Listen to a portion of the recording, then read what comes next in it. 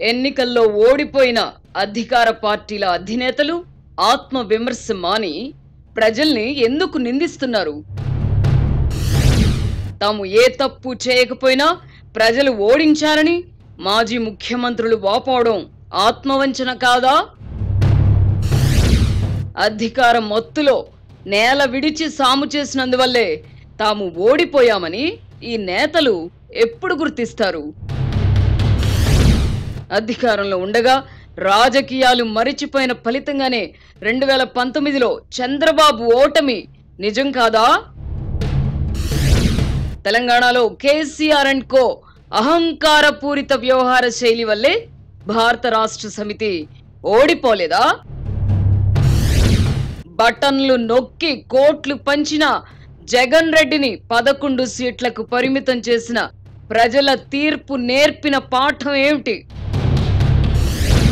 Party కార్యకర్తల మనోభావాలను తెలుసుకోకుండా వ్యూహకర్తల మీద కోట్లు తగలేస్తే ఫలితం ఉంటుందా?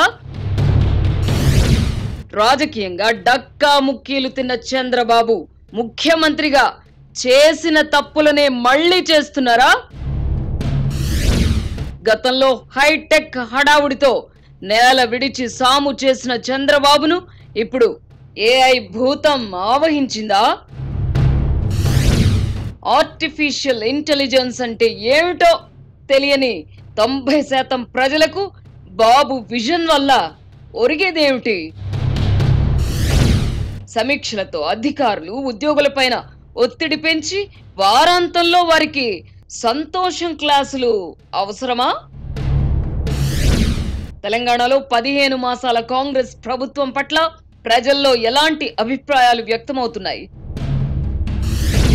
ఈ 15 నెలల పరిపాలనలో రేవంత్ రెడ్డి ప్రభుత్వం సగర్వంగా చెప్పుకోదగిన గొప్ప పనులు ఏం చేసింది? కాంగ్రెస్ లో చేరిన బీఆర్ఎస్ ఎమ్మెల్యేలు ఉప ఎన్నికల్ని ఎదుర్కోవాల్సి వస్తే పరిస్థితులు ఎలా ఉంటాయి?